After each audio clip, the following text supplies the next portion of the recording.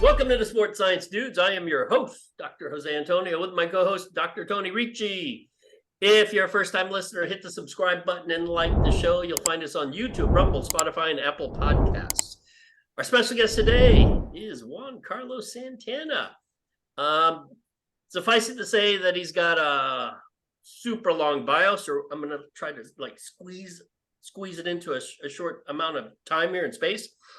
Santana has been referred to as one of the country's leading practitioners of functional fitness and has personally trained and developed specific programs for all professional sports, youth fitness, fitness for mature populations, and accelerated rehabilitation. His advanced understanding of biomechanics and conditioning has made him the go-to guy for those interested in reaching their optimal performance levels, from individuals to professional sports teams, Fortune 500 companies. He's currently the founder and the director of IHP, a great state-of-the-art training facility in Boca Raton, Florida. It is that. I've been there many times. It is nice, yes. IHP has been recognized by several awards as one of the top training facilities in the world. Founded in 2000, IHP provides an unparalleled training environment for elite athletes, including world-class tennis champions, NFL, MLB players, world champion Brazilian Jiu-Jitsu, mixed martial arts fighters. I could go on and on and on. JC has worked with so many people that it would never do justice just to read his bio. You really got to meet the guy. So, welcome to the show, Juan Carlos Santana. How the hell are you? Thank you. Thank you both, buddies of mine, Good colleagues, to be here. friends, often visitors, frequent visitors to IHP. It's One of the great reasons I love having this place. Although having a gym is a pain in the ass, but it's my pain in the ass, and I choose it. Hey, if we have time later on, I want your opinion on why gyms are pain in the ass and people want to get in the gym business. But let's tackle a topic that I think is important for people who want to work in strength and conditioning, people who work with athletes, people who work with powerlifters and Olympic weightlifters, which would be different than, let's say, performance athletes. Because, Tony, you have a lot of experience working with fighters. JC, you worked with a lot of fighters and all sorts of different athletes. The idea of how much strength is enough. But before we hear what you think, JC, we had a guest many weeks ago, Aaron Wellman. He used to be the New York Giants strength coach, and he's now at Indiana University. But we had a talk actually about something called the muscle to bone ratio. And the idea was this: most strength coaches, or maybe 99.9% of strength coaches, will say two things. One, you can never be strong enough. Two, it's always good to add muscle mass. And talking to Aaron Wellman, the idea that you can actually put too much muscle, for instance, on a wide receiver in football, a tennis player, et cetera, doesn't necessarily confer a performance advantage. And that's why when I saw your video about, well, at what point do you need to be? Do you need to be any stronger? My serve is 140 miles an hour, 150 miles an hour. I really need to squat, instead of 300, 350. So talk a little bit about, how you came up with this idea of looking at strength, because I'll tell you this, and I don't work directly in the strength and conditioning field. I consult with very few athletes, almost all of them endurance, but almost every strength coach says you can never be strong enough. So what do you think of that? First time I heard that, and I mentioned that in our 3-part series, Strength Training is Killing People, in YouTube. I'm sure you'll have the links to that in here. The first time I heard that was from Michael Stone.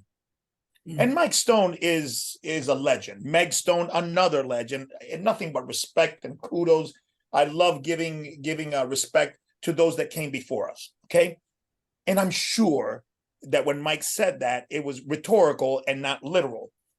So let's not hold Mike literally to what he said, but the concept reverberates. So you can never be strong enough. No, you can actually be too strong, to the point where it's not that it'll hurt you, although it may, and it probably does if you push beyond your genetic bandwidth. The thing is, when you're looking at a business, you don't invest money in the part of the business that's not generating money. Okay. So if you have 2 bathrooms, male and female, you go, you know what? If we add 4 more bathrooms, we'll be a better gym. No, because you got enough bathrooms. You got enough wet area to handle your business, and done. So how much wet area do you need? How much front desk do you need? How much offices do you need? You know what you need? You need the minimal amount of wet areas, the minimal amount of offices, the minimal amount of bar space, the minimal amount of front desk necessary to do the optimum job, period. So why can't we look at strength and conditioning the same way? How much strength is enough? The minimum strength necessary to do the job necessary. So, okay, I want more vertical jump. Why do you want more vertical jump? So I need plyometrics. I need Olympic weightlifting. I need to be really strong. I need to, since you're doing plyometrics and the books say that you need to squat double body weight to do plyometrics. Like, wait. Stop what? right there, JC. You know, I remember reading that and I had no idea where it came from. Where did that come from? That came from the European model, the Russian model, because plyometrics is depth jumps. Plyometrics is not SAQ. It's not speed, agility, quickness. It's not ladder drills. It's not cone drills. All of that is plyometric. It's not skipping and learning biomotor patterns, cariokas, tapiokas, and all the little things that children that are 8, 9, 10 years old that were not exposed to that can definitely improve from those motor skills because they weren't raised playing. When you're raised playing, kill the man with the ball, hide and seek, dodge the ball, king of the hill. When you're raised like that, guess what? Everybody skips. Everybody lateral shuffles. Because it's what you do every day for some reason. Since we don't have that, now we got to give it a name. We got to give it a programming. We got to give it an equipment. And SAQ is born. SAQ wasn't available when I was coming up because we had plenty of empty parking lots, empty lots where games would go on. And you were so bored, you'd invent your own goddamn game. That's right. Yeah. Okay. So that came across, and that comes from Verkhoshansky, Zatsiorsky, that world, because they were using equipment and techniques when they were starting to experiment with this. Okay. Because we were ruling the Olympics until the Soviet bloc came in the 70s and started stomping ass. Program shit. Okay, skills development, skill identification at 8, 9 years old. And then when you were 14 and 15 and we dialed in on what you were going to go, it was gang, gang, gang, gang. Same with East Germany. Same with East Germany. Yeah, all Eastern Bloc. I'll put all Eastern Bloc countries in the same categories. So then you try to see. First time I do an SAQ camp fresh out of my master's, I got Tudor Bompa, Mike Stone, Randy Smythe. I got books everywhere. And I am going to periodize this thing, and I am going to do 200-foot contacts and then 250-foot contacts by week 6, 300-foot. So I did all that. Spent about 6 weeks preparing my first SAQ camp. I go to St. Andrews. I start the warm up, and these little silver spoon baby little bitches start dying on me. I went, boom. Here we go. This ain't that. How old were these? How old were they? They were in high school. Okay. St. Andrews is high school. Yeah. Middle school, but I wasn't working with middle school. Okay. I was working with Johnny O's basketball team. That was my first speed, agility, quickness back in 1994. Dude, I went through the whole and I couldn't pull that program off because that program was double body weight program. Mhm. You know, they're talking about single leg bounding. We're only going to do 5 reps times 3. These kids can't balance on a single leg. You want them to hop on a single leg? Right. Bound on a single leg? Shit, you must be kidding, bro. So that's the issue. That's where that came from. So back to, why do you want more vertical jump? Why do you need more strength for vertical jump? Oh, because he's on the basketball team. I go, look up jump shots, best jump shots of 2022, 2023, if they're available. And you'll see jump shots that are single digits.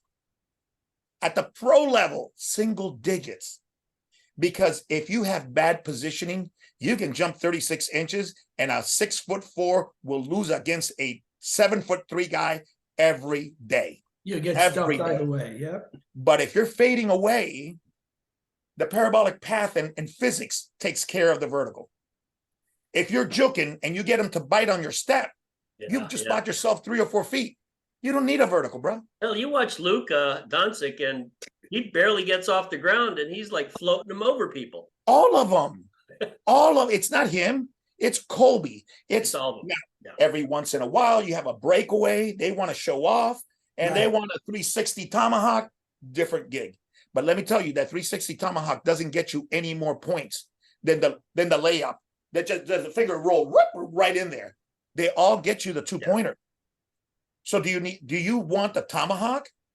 Let me tell you, your kid is white. He's 5'9". Okay. He's not gonna even play varsity in high school. Okay. He ain't gonna do no tomahawk. So forget about that. How about we get him to learn how to, put him from the foul throw line, okay, from the paint. How about we get him to be 80% from there, okay, and have him great dribbling, all right, and then shoot like Jerry West, double-handed set shots, 90% from way back outside the paint. Hey, Jerry West was a stud. Dude, I'm telling you, the dude wouldn't miss. He just needed 2 hands on the ball. Right. So this idea, I know you said it wasn't meant to be taken literally, the idea that you can never be strong enough, but I think in essence, it actually is meant to be taken literally. Why? Because what are strength coaches? What's their job? Well, to get you stronger. Well, okay, now you added 50 pounds to your squat, 100 to your dead, and another 50 to your bench. Okay, well, I've done my job, but what about next year? Well, I'm going to get you stronger. Now, let's how about this? Let's look at a continuum of easy, low skill sports and very complicated sports. To me, the easiest sport is distance running. Low skill, mostly, you're training, it's metabolic type training. High skill sports, tennis and fighting. Okay, so low skill, high skill. Deal with the low skill first. And I want both of your opinions in terms of, okay, we know resistance training helps with running economy. They're not necessarily trying to get stronger, yet strength coaches, what's their job? They want to get them stronger. So how do you titrate that in terms of, okay, you know what? You're a 150-pound distance runner. You're already the second fastest on your D1 team. I don't really think you need to squat more. Or you would say, I think you need to squat more. How do you deal with that? Number one, understand the culture. Because most distance runners, you show them a weight room and they scream because I'm going to get slower. So first of all, look, I'm in a world of culture, MMA. Okay. Here we are, guys. We're PhD brains. Most PhD brains that do really well are in what? They're in the tech world. They're in the medical world. They're in the political world. They're in the world where their brain power can generate a lot of influence, thus a lot of money. Got it? Okay. My brain that belongs there, guess where it's at?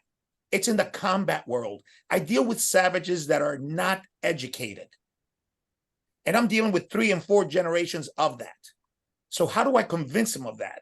Well, it's the same thing. Try to break the distance culture that are built like concentration camp victims, okay? And try to convince them that muscle strength may lead to muscle power. And we're not talking about 200-pound squat. If you're a miler and you're in the world rankings, dude, you may not even have to squat. How about if we single leg press you? How about if we work on that ankle stiffness that you already have? Why? Because the majority of the elite milers are African descent. And if you look at African descent, look at the build of the long distance runner. You will see no calf. Why? Because you don't need muscle contraction.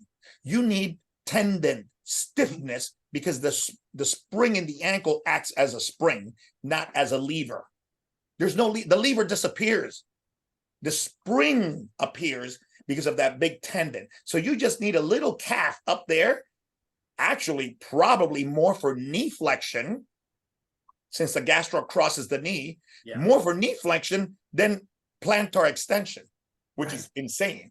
So how about if we just pump, train the ankle to be a spring, train the single leg plant of running. Yep. And you can leave the deadlift and you can leave the squat or even a leg press to the, hey, how much of this do you like? I don't like it because it kind of makes me slow. Boom, no problem. You know what? We don't need to do it. Mhm. But if you tell a runner, hey, you run one leg at a time, huh? How about we use this little Smith machine? Or how about we use the single leg press to use the leg exactly as you use it? And if we can get you standing and stabilize the 7 frame, so when you plant, the hip collapses less and less, so we create that stiffness, bro, you'll be able to get an extra inch off of every stride. Yeah. That culture will understand that. And that culture will go, oh, I love this. And then we call it functional training. No, it's not functional training. Well, it is, but that's not what sold it. It's not the magic functional training category that sold it.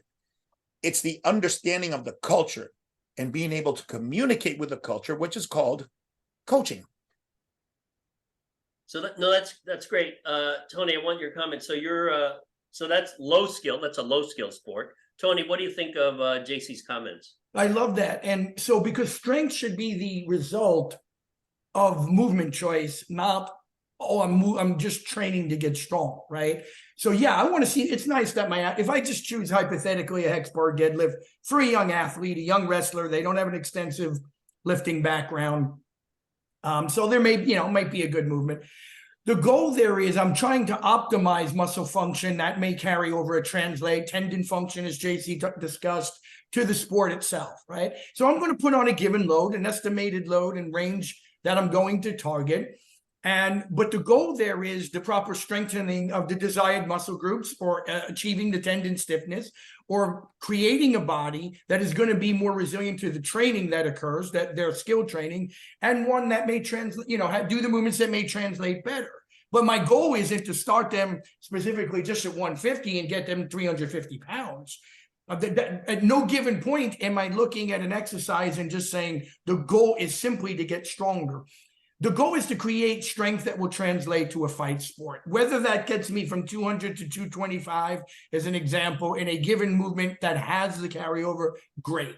I don't measure the success of that movement as to whether or not they're doing 350 or 400 pounds. So there's a limit. JC chose some movements that have the greatest utility for the distance runner, right? The goal wasn't only going to get them stronger. First, let's use what will translate best to that athlete and what is most practical. To his earlier point, he doesn't need 3 other bathrooms. So he chose the 1 bathroom he needs for that runner. And then the side effect of that, yeah, you want to make progress. You want to see the athlete get stronger. But that's an effect of the right choice in movement, the best exercise selection, and the best carryover and translation to the sport. So I think that was an excellent analogy, particularly just using the gym analogy of saying, hey, this is the limited dose I need for this specific function. I'm not going to put in 2 front desks, 3 more bathrooms. Same thing with the strength training for athletic performance. Absolutely. And to add to that, I can even zero in. So say wrestler, 165, take the hex squat deadlift, all good. I love it. One of my favorites to use. He goes, hey coach, what's good here? And here's my answer. What's your weight class? 165. After hydration, how much does the guy weigh? 170. Do you need to pick up 200? Do you fight 200-pound guys? You wrestle? No, you wrestle 170 at best. Okay. So how about if we do 170 tired instead of 190 for 1, or 200 for 1, or 250? What's going to get you stronger, carry over, not only mechanically, but mentally? Exactly. Mentally, because it's coaching, guys. It's coaching. It ain't about the weight. It's about the placebo effect that you can create. If with 25 pounds, you are Vince Lombardi, and you can convince this guy, this girl, that they're unbeatable when they leave your gym, bartender, check please, I'm out. Exactly correct. And the weight is irrelevant. Exactly. It's can they come out of the gym feeling like they're unbeatable? That's what the training does. Yep. The training is not about 200, 300, 400. The training is about what they feel the training is. So that's how I sell them on the 170. Okay, guy, hey, 185. Okay, because maybe the guy rehydrates 15 pounds. Okay, we're going to do 185. All right. But coach, how about in the strength phase? I'll give you 195 for 6. How about that? But it's too easy. Fantastic. We're going to work on something else. And then in the circuit, you better get fun with this 195, because in the circuit, I'm going to give you 175 after 4 exercises that pre-fatigue the heart, the legs, and the back, and the gripping. Now pick up this 170 10 times. And if you can pick that, a belly to back, belly to belly, anything body lock is going to be easy. Done. And wholeheartedly, you're right on, JC, with that translation. They have to leave knowing that what they did made them better in what they're going to do. And that's really what you're convincing them of. Absolutely. And never leave exhausted. Coach, I can do one more set. I know you can. You want to know why? Because the training is working. That's why you can do one set. Mm-hmm. Yeah. But let's do more. No, I need that energy that you have to go home and bring up your parasympathetic system, which, by the way, requires energy. This shit just doesn't float. Right. It takes energy to balance sympathetic and bro, that elevator for that parasympathetic to come up, that takes energy. You can't sleep when you're overtired. You're not even hungry when you're tired. So I need you to be hungry. I need you to have enough energy for digestion. And then I need enough energy to go to sleep.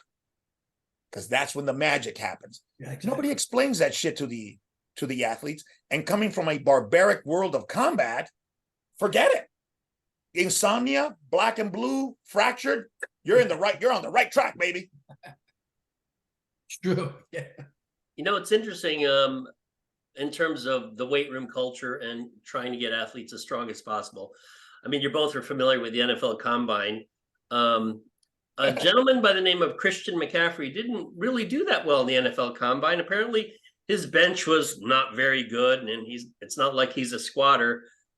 But something happens on the field, and it's magical.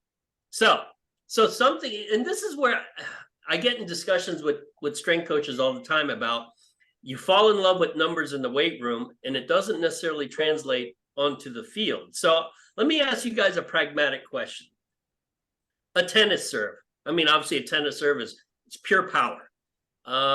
Let's say your serve is kind of mediocre. You're not really getting any aces. How would you approach that tennis player and saying, you know what? Baseline game is good. You're great at rallying. You're great at volleying, but your serve's kind of weak. How would you approach that player? Well, let me preface that by saying combines are a predictor of failure. That's great. That's not an opinion. Go to the Hall of Fame and find me how many combine standouts are in the Hall of Fame today relative to the total number of Hall of Famers. Go ahead, find me. Well, we know who the worst combine guy was. Wait a minute. Then reverse engineer it. Show me how many top combine performers have tanked in the NFL, and you'll see that it's a high percentage. So, is the combine a athletic identification program, or is the combine almost a failure predictor program? If I'm a betting man and you're betting my money on it, I'll bet that the top combine performer has a shitty NFL career. That's my thing on combine. I am playing those games. Now, back to the tennis player. I got to look at this guy. Is this guy a Chang, or is this guy 6'4"? If you're a Chang, let me tell you, brother, you're a 6 foot tall shooting guard in the NBA. You better have golden hands, and anything you go here has to sink. If not, forget it, because you're not tall enough to bang with the big boys. Okay, so let's start with that. So if you're a smaller guy, if you're, say, 5'11", 5'10", I'm going, dude, you better play with that ball. English is your favorite word. You better get that ball to spin and put it where you want them. You got to make them run, because you just don't have that Sampras height. You just don't have those big boy levers. So you're not going to be acing shit. Okay? You're going to be driving them crazy, placing that ball where you want them. Make them come to the net, lob it over. Make them come to the net, lob it over. Right, left. Drive them nuts. I got to coach him there. And if he's set on acing, that's like a fighter. that's set on sparring 7 days a week. And I got him. You know what you do? You just say, bye-bye. Run that play. Let me know how it goes for you. I know how it's going to end up. They don't. Right. Yeah, so you're maximizing ability and quality, right? You got pitchers in American baseball who can't throw 102, so they got a curve, they got a slider, right? And they make do with that. Dude, you're not explosive. You're just not. You're one of those guys that can jump slow. Okay? So let me tell you, that power, that entry, you're going to have to live on timing.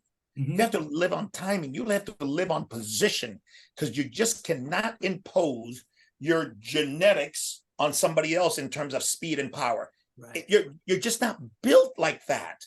So you better get angles and come in with timing and finesse, because you're not going to do that Wei Lee shit. I'm shorter than you. You're the striker, and I'm going to beat you on distance from the outside, and I'm striking. Are you kidding me? Yeah, because I'm all that and a bag of donuts. All right. If you're Wei Lee, then you can stay in the line and go against Lemos, who's a striker, and beat the living shit out of her. Yeah. Outstrike her, outclinch her, and then, of course, take her down and maul her. But you better be that Wei Lee. Right. And then, you know, in the fight sports, you have guys like Deontay Wilder who could knock out every human being on the planet except one guy, right? So he can hit so hard that it's probably the one thing that he's always, at least in his mind, saying, you know what? I can beat all of you with basically one skill that is better than all of humanity, except against, you know, one guy, Fury. So with him, if you were to coach him again, I mean, he's already fought Tyson Fury 3 times and lost 3 times. Is there even a way to change the way he fights that maybe he could outbox Tyson Fury? Or positioning. The only thing, look, and that what we don't mention is that both of these guys are how tall? They're huge. What's the range? 6'7" and what? 6'6", right? Thank you. So they're albatrosses. It's not that they hit hard, is that they don't get hit, because they got this San Francisco bridge that they can put in front of them, and you got to navigate that. And the toll at the end or in the middle of that bridge is devastating. Okay, so the only way to go against Fury, knowing them that you can have him all but out, and if you don't put a round in his head, he's gonna get back up, and you got to live with that. Okay, is positioning. If I stand in front of him, he's gonna get me. So I got to take angles, and trust me, everybody agrees. I can show you videos, and you go, "This is the move you have to learn." And I'm telling you right now, they'll say, "No." They'll go like that, "No." Or, "Do you understand?" "Yes." And you try to get them to do it, and they default back to what they've been doing the last 15 years. Because a new trick is very, very hard to learn with an old dog. We all know that. Yeah. So, look, if you're in good position, we can all say, like in judo, if I catch you stepping and I catch you up here in transition, dude, I can hold you with 2 fingers and just put my foot there. I don't even have to sweep you. You're going to trip over my foot, and the whole body weighs 0 at the top of the parabolic path. It weighs 0, and you'll see this guy turn, and you go, wow, look at that power. It wasn't power. It was timing. Yeah. If I catch you with a parallel hips when I'm coming in combat, I catch you on your heels, especially if I catch you with one foot down and the other one up parallel. Oh, my God, I got a free shot. So learn to get there. Everybody goes, okay, now do it. The coaches won't teach it, and the fighters won't do it. Trust me, I've been there for now 3 years. 3 years. I got video. I got proof. And they'll go, no. Let me ask you both this. How many fights are lost based on what the strength and conditioning coach did with the fighter? 0? 1%? It's so, yeah, go on, JC. That's just, we just don't know how to measure it, right? I mean, because. How about this? Let me paraphrase it. And what they did. You've done training camp. You're like, he's in the best effing shape in his life. I mean, he's strong, he's powerful, he's quick. You've done all you can as a strength coach. Well, those guys, is that and we've lost? And we've lost? Lost. Oh, story of my life. Story of my life. Jeff Munson, UFC 65. We're the stronger guy. we're the most conditioned against, boom, wrong tactical approach. Right. What did we teach him here? Do not go for a takedown in the middle of the road. This guy's got a long sprawl. He's 6'10". You're 5'9" at best. You're going to end Sylvia? up like this. Was that Sylvia? Yeah. Yeah. Okay. Okay. What does he do? He takes the first shot in the middle, and he's like this for 2.5 minutes. And I'm seeing my strength and condition. He just like this. Dollars, resource dollars. Go, go, go, go, go.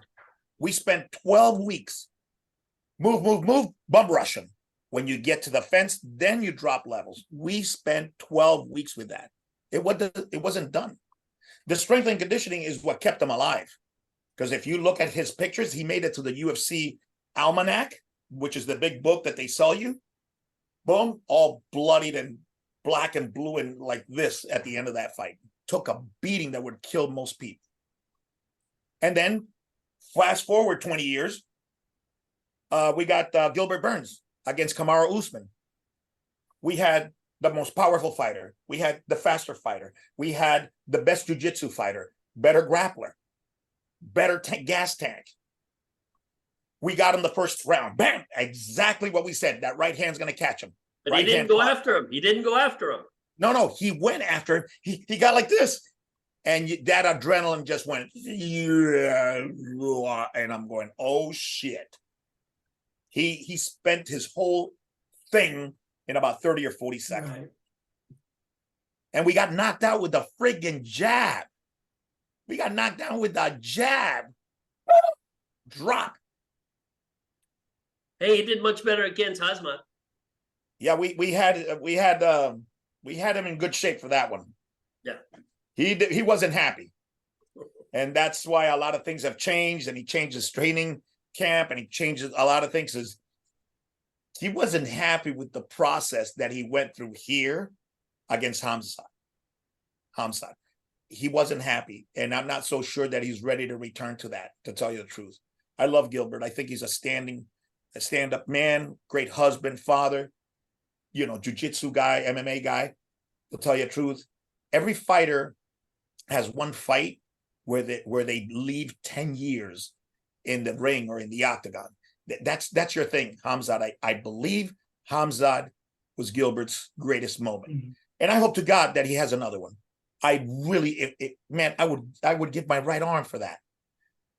But in my coaching experience, I think that altitude, that summit is that one was K2, brother. Wow. That one was K2. Tony, your experience with this?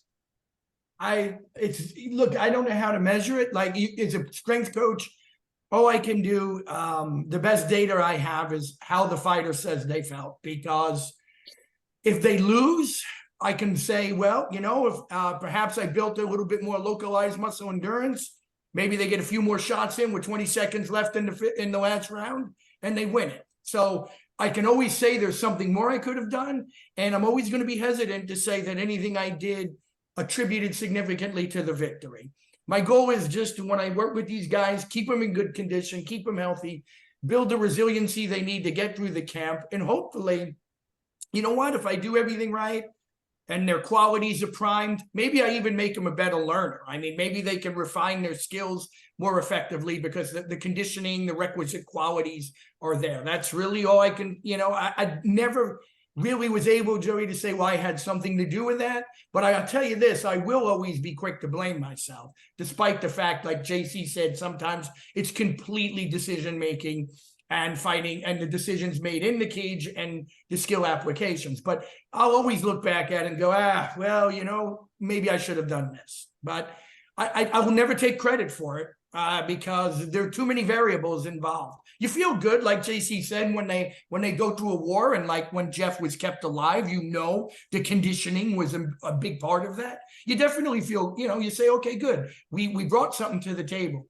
But you really can't measure your contribution. I've had great camps, 12 weeks by every measurable marker, skill coaches happy, faster, better qualities. 3 minutes into the fight, I'm getting texts why I didn't do this and why I didn't do that, because everything just goes wrong. So it's really, really hard sometimes to make any clear measurement of what your contribution was.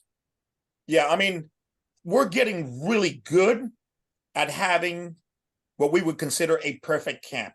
Does that mean you don't learn? No. Does that mean that every camp will be like this because it's the perfect camp? No. In the context of everything. What do we mean with perfect camp?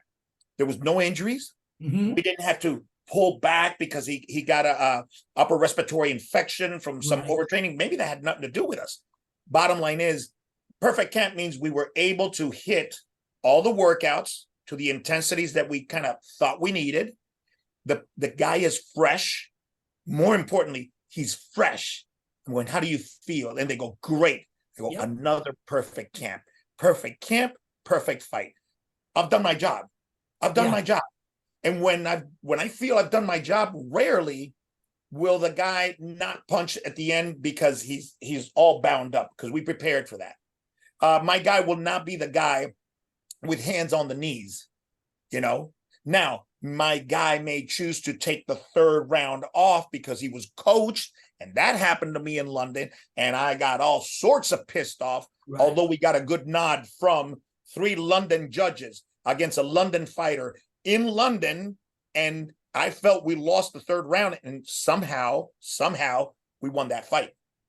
We didn't get the good nod against Demand, which I thought he won the fight, and because he didn't get really active in that third round, yeah, they didn't give it to him. So my take-home message is, you never, ever take that third round off because you think you're ahead. 2-1. 2-1 could be 0-2. Exactly. Yeah. Not Look with 3 rounds here. You never know. You never take the third round off. Right. Now you can strategize and maybe not go for the takedown, but you're moving laterally, bang, bang, moving laterally, bang, bang. You got to outdo this guy. Either if it's not takedowns, punches. If it's not punches, it's leg kicks. You got to outdo this guy safely. So I can have a perfect camp and lose like I get against Kamaru Usman. Right. What do you want me to do? Right. What do you want me to That's do? my point.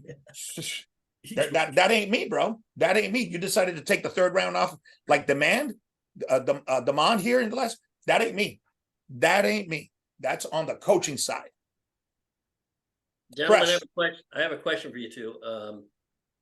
How would you define modern strength training? And I'll mention 4 modes of training: Olympic style weightlifting, powerlifting, let's call it functional training, and bodybuilding training. Now, before you answer that question or give me your thoughts, at least within the science world, most of the, quote, resistance training studies seem to be bodybuilding type studies. So I guess my question to you is, you know, the relevance of that to real life training. I mean, there's not really that many bodybuilders. And how, you know, if you're trying to, you know, teach people who know nothing about training it, and they say, well, what exactly is modern strength training? What is it?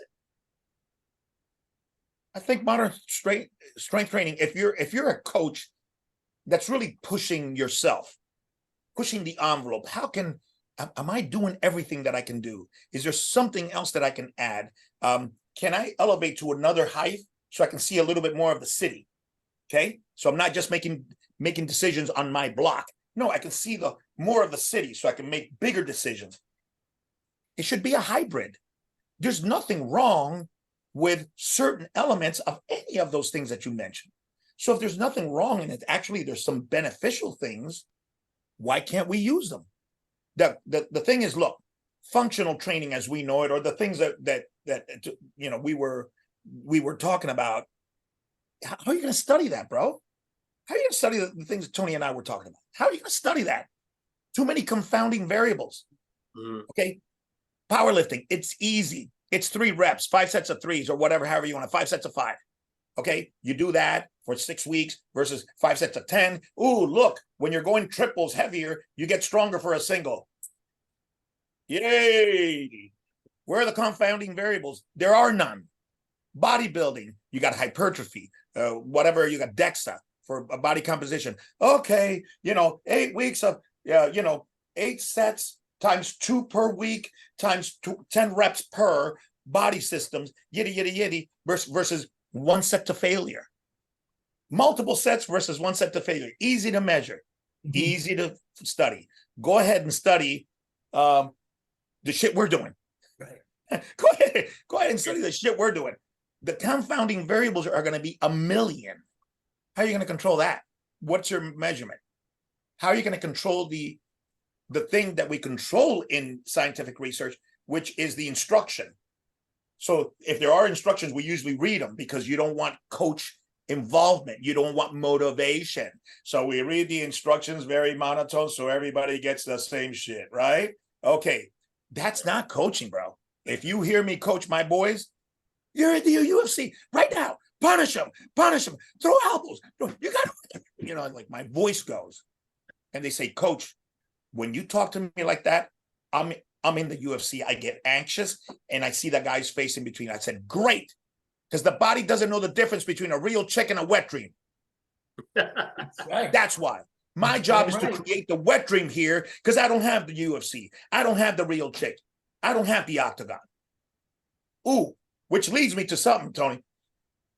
We all know that you need to practice to create a skill that's subcortical and it's done reflectively, okay, instead of reactively. Yes? Yep. Okay. Yep. Yeah. Okay. So we know this, right? Okay. But we can't spar 100% because we would kill all the other guys. Exactly. Okay. So how do you get a wizard to wrist control to push, bam, boom, and smash a friggin' elbow into the face where even if it's blocked, it's cutting something? Where do you practice that? You don't. You don't practice that because there's no methodical practice on any bag where you're actually developing punching power progressively, periodically, like periodizing punching power. Right. How do you develop it then? Because these guys hit the bag. Okay, 30 seconds left, sprint. Pop, pop, pop, pop, pop. And okay, I hope that my jab is harder, my right is harder, my hooks are harder. But yeah, wait a minute. When you want your biceps stronger, you do curls, right? And then if you want them really strong, you do 5 reps. If you want volumized, you do 12 reps. Where is that in punching? It doesn't exist. No, there's nothing systematic. You're absolutely okay. right. We have it systematic now. Yeah. Okay. And we're getting the punch cube installed so we can actually see 80% of your maximum RM here. So we're going to develop bone mineral density, punching power, which is a separate skill. Yeah. It's like neural firing for a 1 RM. Yeah. That's a skill set you don't find if you're doing 12 reps. Yep. So these people don't get better systematically. They get better organically and by chance. Which, you know, what, I'm sorry, Tony, go ahead. No, it's a great point. You know, there's not really,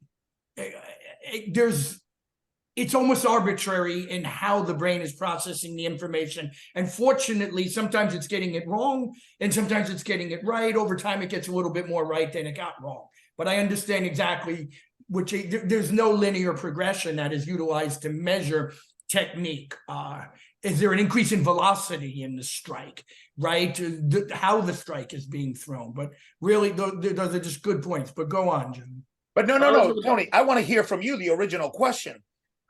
How do you mix and how do you conceptualize the Olympic weightlifting, the powerlifting, the bodybuilding? Because there's utility in all. How do you come across? How do you put your programs together? How do you consider all these different modalities when you're working with any athlete? Well, I think, okay, so you said it beautifully. Why is anything first being discounted? It may have lower priority, any one type of training practice, right? So it's the same thing with diet. Like, oh, I only eat this way, I only eat that way, I only eat this way. Yeah, well, Wednesday, it might be okay to eat carnivore, and then it might be all right to go back to Mediterranean on Tuesday. There's nothing wrong. You might be able to use elements of each diet and actually benefit from that. So to me, the strength training is a playbook. It's like Andy Reid sitting on the sidelines with a big card, and I'm going to assess what does the fighter potentially need the most, right? So all fighters need the same biomotor qualities. They need these qualities in order to excel. They don't possess those qualities equally, right? And so some may be, as you were saying earlier, with the tennis player, right? So how do I optimize, what's his name, the smaller guy, Chang, is Michael it? Chang? Yeah. What do we do to optimize his abilities? So some of the movements in that playbook, if you will, I'm going to take these different things that are available and utilize them, one, to further what they are strong in, and then potentially strengthen what they may be a bit weak in. But there's not an advanced prototype workout for that. So I may choose from a whole, like I said, I have a playbook, JC. Okay, this individual needs more of A, B, and C based upon their age. They don't have great lifting experience prior. They're 20 years old. Maybe I do need to build some bone density and a little bit more thickness and resiliency in the tendons if they're going to be doing this for another 10 years, right? So each individual is going to get a separate prescription because they may not need entirely the same type of workout or qualities to be augmented. So I have that playbook, and that's why I liked what you said, is I'm not going to rule out immediately one particular style of training because it may have some utility. It may not be emphasized, but there may be some point in a fighter where a little bit of hypertrophy helps in the trap in the neck, for example, right? For, when they're getting for impact. So for me, strength training is using the best tools available that are most appropriate for the needs of that individual at that time. I wish I could have something more enlightening than that, but that's what it is to me. But it's a hybrid model. It's you have totally all hybrid. things available. It's Jeet Kune Do. It's all things available. Of course, exactly. What if you have 3 weeks? You want to start building bone mineral density?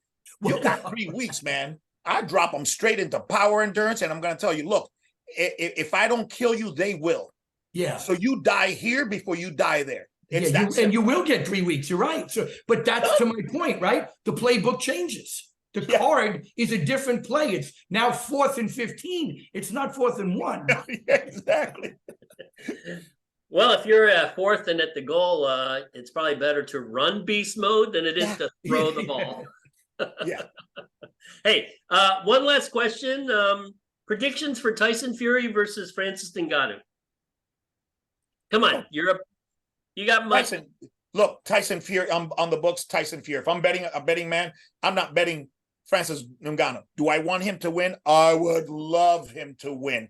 How does he win? Knockout. He's got to swing. He's got to throw bombs and hope he doesn't get caught in that San Francisco bridge and pay that toll. But it ugly. Wilder's a much better boxer, and he was throwing bombs. Yeah. Well, that's the problem. Exactly. JC said he hopes. He didn't say what's going to happen. And I hope make it ugly. Get inside. Get inside. Hey, freaking throw a punch and hope you catch an elbow and cut him and say sorry. That kind of shit. A couple of low blows. Bro, you're in a fight. You're in a fight for your life. Okay, yeah, you're gonna make big money, but you're in a fight. Don't try to get cute, and don't try to snap classic jabs. Listen to Tyson, because Tyson had that grunge shit on you. Yeah. Move in, move out. He's the shorter guy, so he teaches from that perspective. So he's gonna teach Ngannou, you're the shorter guy. You don't be standing up, coming in. Hi, how you doing? And introduce yourself, because you're gonna get knocked into another world. Listen to Tyson. You got a good guy, a shorter guy that beat big guys. Yeah. There it is. And that punch comes in a lot harder with that big glove on than it does in most cases with an MMA glove. Like, people tend to forget that, right? It's like American football, the old argument, American football versus rugby. Oh, well, rugby's tougher, you have no pads. Yeah, but you hit a hell of a lot harder. It's a different hit. Rugby is a kind of a wrap and take them down. That American football, oh my God. They come in like meteors. And that hand with more glove and more padding, man, comes in really hard. Yeah. And one last comment. The gym business, okay? JC, when people ask me, one, if they want to be a strength and conditioning coach, and two, there's always a few somewhat crazy students who are like, you know what, I'd like to get into the gym business. Give your little elevator pitch about the pitfalls and the good things about it. I mean, because you've been in it for over 2 decades. Yeah, and you know what? I'm going to, sorry, JC, I just want to say that IHP, I mean, when I started in this industry, IHP was about around. And even though JC and I are the same age, I came in a little later, maybe a year or two older or something. But my point is, Very few people have done what he's done. That gym has been there a long time, man. Going And on successful. 23. And that does, how many years now? Going on 23. That's impressive. Freaking The average span right here in this area is between 3 and 4 years. Exactly. Oh, 3 and 4 that's it. years, and they bail out. We're at coming up on 23. At 25, we will be the oldest gym in Boca history.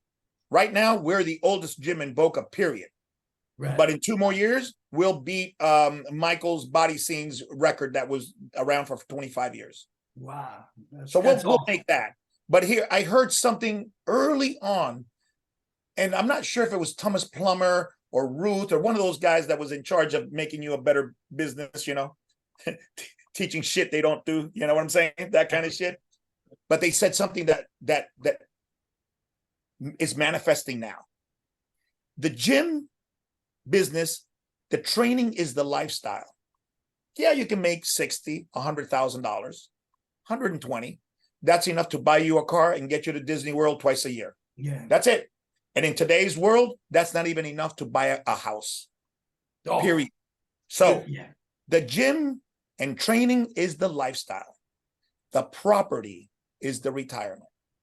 And not because I was smart, it's just where I landed with the people that I landed. I own a third of the property of IHP. And now it's 65, coming up on 65 in June. I'm looking at what do I have, the sacrifices I've made, the money I've dumped into this place versus my 401k, which is the property. And if I wouldn't have had this property, I'm telling you right now, I would not be in a good place. Right. But because I have the property, I'm not rich, but I know that I will not die destitute. I will have enough for my retirement. That's all. Why is it so difficult though? You said you're the longest standing gym in Boca. Why do these gyms, they come and go? Is it just Because they money? think one thing and they find another. It's a typical look. I love to cook and entertain. Let me open up a restaurant. Boom, same thing. Restaurants and gym is the same thing. The failure rate is like 90%, 95%. Okay. Why? Because working out and loving fitness is not running a gym. And by the time you find that out, you've spent the $20,000 you had saved up over 7 years, your mom's $30,000 that she gave you so you could open up the place, and probably an angel investor's another $50,000 that you used to buy the equipment. And after 5 years, it's gone. Yeah. It's gone. And you're saying, I'm sorry, and it's gone. Because it's not the same. Running a gym is not training. It's not coaching. It's not working out. Running a gym is different. So you're going to do the same thing. I spent my mom's money, my money, and my angel investor money, and I bought everything. And then I went belly up in 3 years, 5 years. The restaurateur came and bought all my shit for 10 cents on the dollar. All right. Now he's going to open up another restaurant that he just sees as numbers. He don't like to cook. No, he hires Ernesto from Mexico as his cook, pays him $500 a week, and he's super happy. And then he gets a hot little girl from high school that he can pay $15, all right, to be his whatever you call it. Hostess, maitre d'. Hostess. Yeah. Okay, and he's running it. Bartenders on tips. Let's go. Here's my, there's my formula, and I know where to buy the steak. I know where to buy. I know how much to buy, so it doesn't go bad on me, or I throw away the perishables or cut down. That dude has that shit down to a science. The person who opened up the restaurant that so I can have my family and friends come and visit me, he don't know shit. Hey, how many hours? Just to let them know quickly, how many hours a week are you in now? In here, probably 30 to 40, but in here, more than the week has, bro. Right.